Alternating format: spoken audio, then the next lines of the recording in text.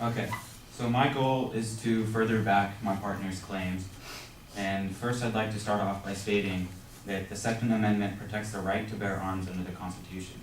And the Second Amendment of the U.S. Constitution reads, "A well-regulated militia being necessary to the security of a free state, the right of people to bear arms shall not be infringed."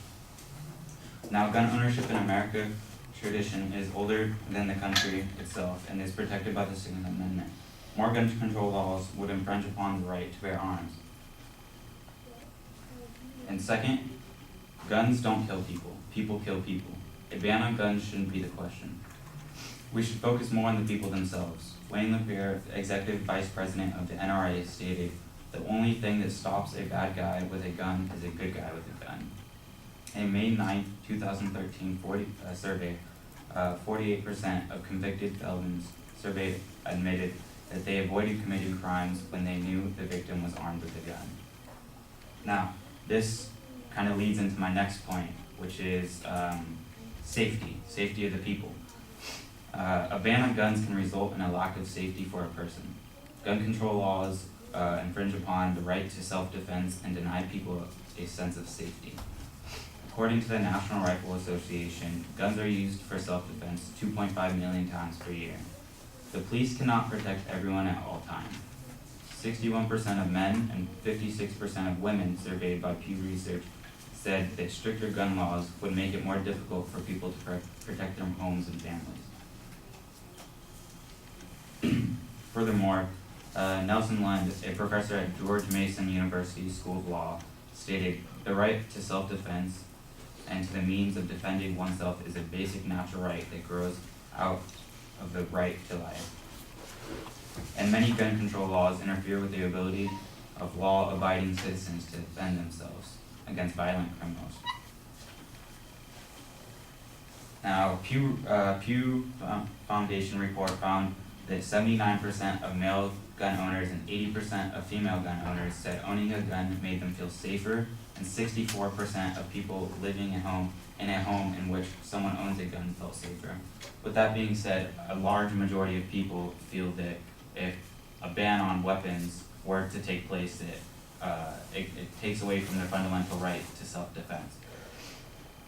Now, gun control laws do not necessarily deter crime. Gun ownership deters crime. A study applied in economic letters found that assault weapon bans did not significantly affect murder rates at the state level, and states with restrictions on carrying of concealed weapons had higher gun-related murders. Again, banning the AR-15 specifically is like putting a Band-Aid on a broken arm. People with gun violence goes beyond the weapons themselves. To stop gun violence, the country needs to invest more money in mental health screenings to continue the discussion and translate it into lasting legislative action.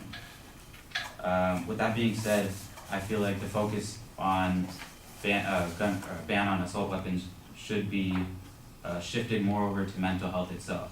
If you look at Japan, they have some of the strictest laws in place, and they have a very thorough background check and mental health test that makes sure that guns don't end up in the wrong hands. Another quote, "Most of the focus in recent gun control debate has been on the weapon itself. The real problem is how to keep weapons out of hands of people who are dangerous to themselves and others." The Parkland shooter exhibited several warning signs. As an orphan who lost both his parents, Cruz lacked a consistent support system. He also suffered from depression, was expelled for bringing a knife to school, and had an abusive and violent history. All of the various adults and agencies who flagged Cruz's behavior need to act on that knowledge so people like him never have access to a weapon. With that being said, people that have the position to flag this kind of behavior should act on it more, and it should be more of a topic that is well talked about, opposed to just a ban on assault weapons itself. Third, there's no evidence that banning assault weapons would prevent mass shootings. This is a key point. The post-shooting debate is often conducted as if people think that if a mass shooter can't get an assault weapon, he won't shoot at all. blocking access to a new AR-15 is not remotely the same thing as stopping a mass shooting.